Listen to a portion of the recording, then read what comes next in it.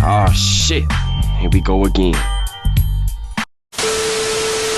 Ang una po natin gagawin is maglagay ng carrots. Na-slice na po ito ng maninipis. At nilagyan ko na rin po ng design yung hiniwa-hiwa kong carrots para maganda tignan.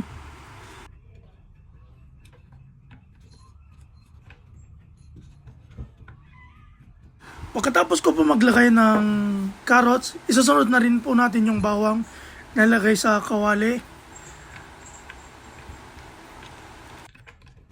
Pagkatapos po ng bawang, maglalagay din po tayo ng dahon ng kanela. Ayan, no? Para bumango po yung isda na lulutuin natin.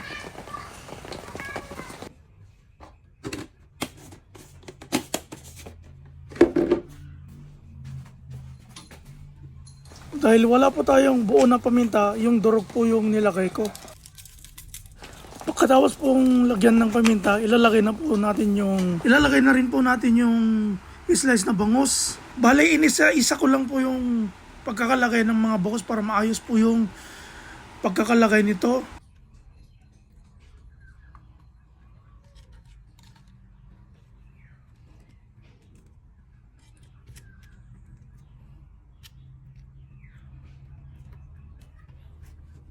Dahil marami pa po yung carrots natin, maglalagay po ako ng carrots sa ibabaw ng isda at saka ipatong na rin natin yung nahuling slice na bangus. Tapos ilagay na po lahat ng carrots sa ibabaw ng isda.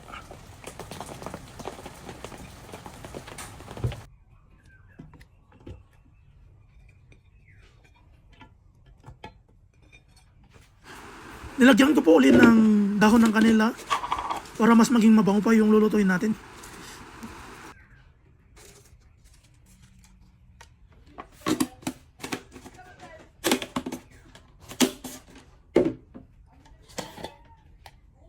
Maglalagay pa po tayo ng asin pero wag po lang natin damihan kasi magiging maalat po yung lulutuin natin. At kasunod nun, nilagyan ko na rin po ng Mamasitas oyster sauce para maging malinamnam yung lulutuin natin.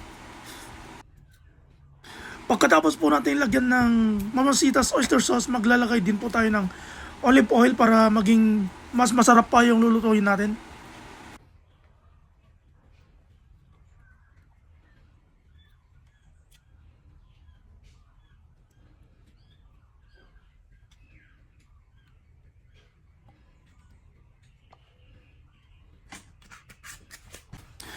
Naglagay po ako ng 2 cups of water sa niluluto kong isda at saka para hindi madaling masunog yung niluluto ko.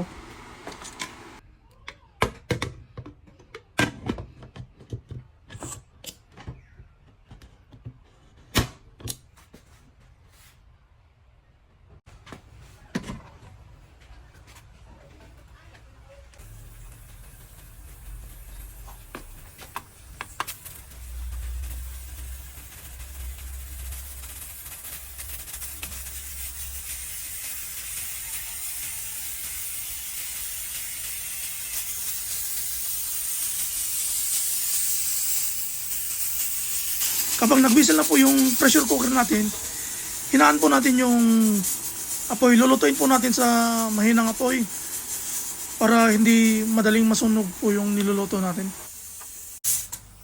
Bale, pinakuluan ko po ito mga idol ng mahigit 1 oras para lumambot po yung mga buto ng isda at pwedeng kainin kahit may tinik po ito.